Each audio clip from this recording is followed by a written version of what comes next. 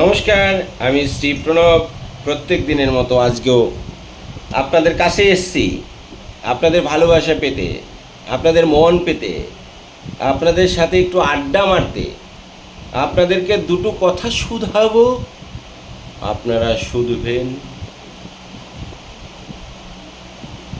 আসলে আজকের প্রসঙ্গটা খুব মর্মান্তিক। আজকের প্রসঙ্গটা ভীষণ বেদনাদায়ক। আজকের প্রসঙ্গটা ভীষণ দুঃখ।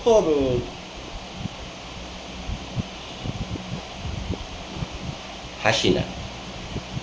আসলে আমরা এই মর্তধামে কয়েকদিনের জন্য এসে যে লম্ফজম্প শুরু করছি, নিজেকে একবারে উপরওয়ালার সমান মনে করি।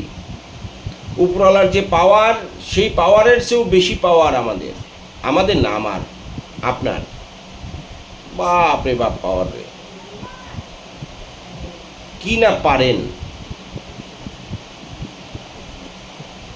মাথা নত করার কোনো প্রশ্নই আসে না, অথচ আপনি জেনে রাখবেন, নতমস্তকে তার কাছে স্বীকার করার মতো মহতি মানুষ আর হয় না। যাদের মধ্যে নম্রতা, স্নিগ্ধতা, যাদের মধ্যে কোমলতা, সরলতা এগুলো রয়েছে, তারা কিন্তু একটা সময় তার ফল সুনিশ্চিতভাবে পেয়ে যায়। কারণ আমরা জানি এই সুন্দর পৃথিবী আপনাকে সকল কিছু ছেড়ে দিয়েছে। দুটো হাত দিয়েছে, দুটো পা দিয়েছে, চোখ, কান, নাক, সব কিছু দিয়েছে, শুধু দেয়নি অন্যায় করার ক্ষমতা। তবু আপনি জোর করে অন্যায় করছেন, চোখ বড় বড় করে গরম দেখাচ্ছেন, চোখ রাঙাচ্ছেন, মানুষকে ধমকাচ্ছেন, চমকাচ্ছেন, যেটা উপরওয়ালা পছন্দ করে না, যেটা উপরওয়ালা আপনাকে ক্ষমতা দেয়নি। বীরত্ব দেখাচ্ছেন, বীরত্ব। মাথায় রাখবেন, এই পৃথিবী থেকে যেদিন যাবেন, সেদিন আপনি যদি স্বর্গে যান, তাহলে এই এলাকার মানুষ, আপনার গ্রামের মানুষ, আপনার মহল্লার মানুষ, আপনার পাড়ার মানুষ, আপনার আত্মীয় পরিবার পরিজন সকলেই বুঝতে পারবে, শুভবুদ্ধি সম্পন্ন যারা রয়েছে,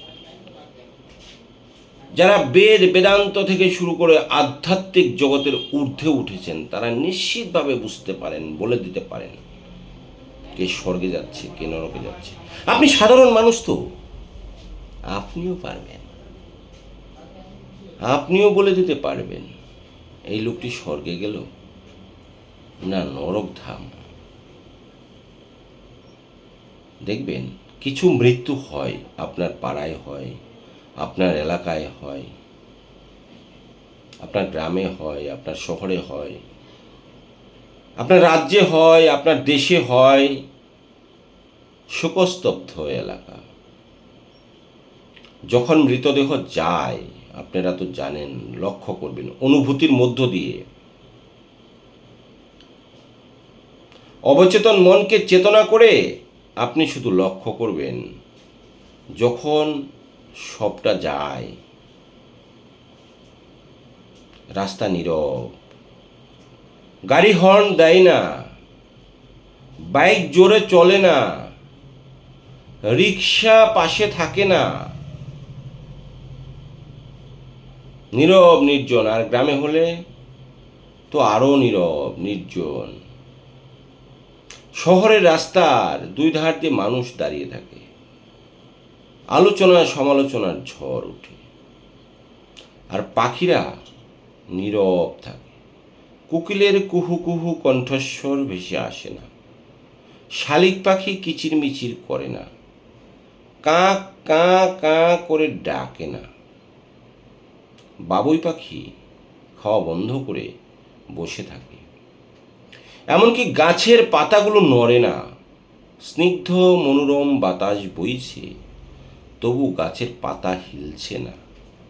ধরে নিতে হবে প্রত্যেকের মন খারাপ, প্রত্যেকেই নত যেন মস্তকে তাকে শ্রদ্ধা নিবেদন করছে। একজন মহতী মানুষ, একজন জ্ঞানীগুণী মানুষ, একজন তপস্বী, একজন মায়াময়ী মানুষ এই জগৎ সংসার থেকে, ইহজাগতিক জগৎ থেকে পরলৌকিক জগতে আধ্যাত্মিক চিন্তা ভাবনায় যারা আছেন তারা ভাববেন বৈকুণ্ঠ ধাম, ব্রজধাম, স্বর্গপুরী তিনি অবস্থান করছেন।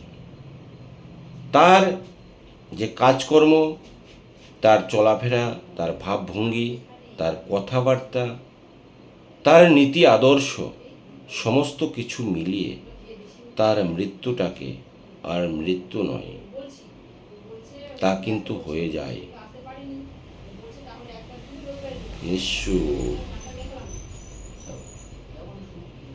মানুষ রান্না করে না, মানুষ খাওয়া দাওয়া করে না, মানুষ ভুলে যায়। প্রত্যেকটা মানুষ কিছুক্ষণ পর পর বলে ইস ইস। সব কিছু শান্ত থাকে, চলে পৃথিবী তার নিজস্ব গতিতে, কিন্তু মানব গতি, এই যে ইহজাগতিক জগতে যা কিছু রয়েছে, পশু পক্ষী গাছপালা, গরু বাছুর ছাগল ভেড়া, সবাই বুঝতে পারে যে একজন ভালো মানুষ পৃথিবী থেকে চলে গেলেন, পৃথিবীর একটু হলেও ক্ষতি হলো, তিনি বৈকুণ্ঠ লোকে গেলেন। তো আপনি যদি সদাচারী হন, আপনি যদি মহতী মানুষ হন, জ্ঞানীজন গুণীজন সাধুজন সজ্জন ব্যক্তি হন, তো আপনার শেষ যাত্রায়ও এমনটি হবে। আপনার শেষ যাত্রায় মানুষ, পশু পাখি গাছপালা প্রত্যেকেই নত যেন মস্তকে শ্রদ্ধা নিবেদন করবে। আপনার আত্মার সদ্গতি ঊর্ধ্বগতি তাদের মন না চাইলেও দেখবেন তারা অজান্তেই বলে ফেলছে ইহজাগতিক জগতে লোকটি খুবই ভালো ছিল, তিনি হয়তো আজকে নেই, কিন্তু তিনি না থেকেও আমাদের মাঝে তার বর প্রার্থনা করে যাচ্ছেন, তার আশীর্বাদ অকৃপণভাবে আমাদের উপর বর্ষিত হচ্ছে। তা আপনি পারেন, আপনি আজই শুরু করুন, এক্ষুনি শুরু করুন।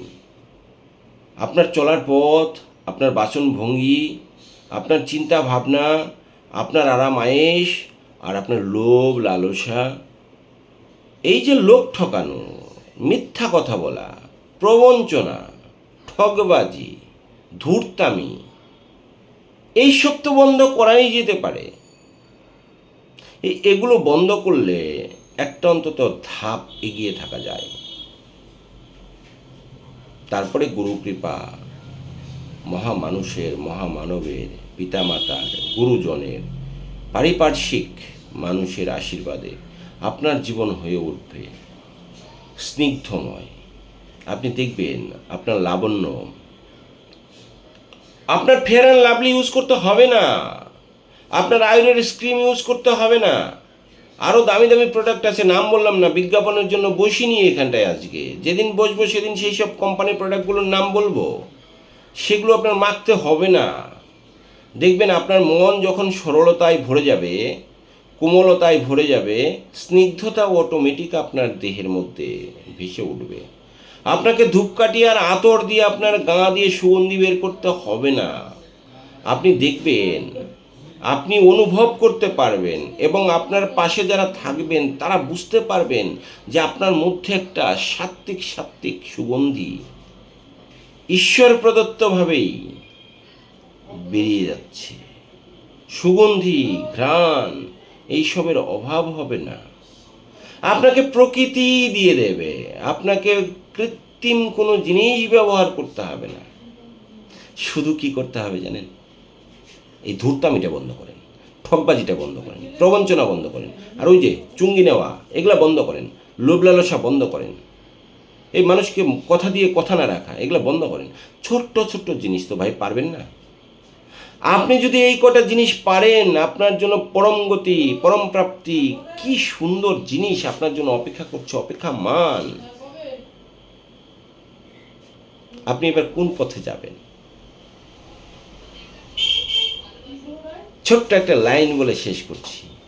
এমন ভাঙ্গন ধরা নদীর কূলে ঘর বেঁধেছি এসে রে,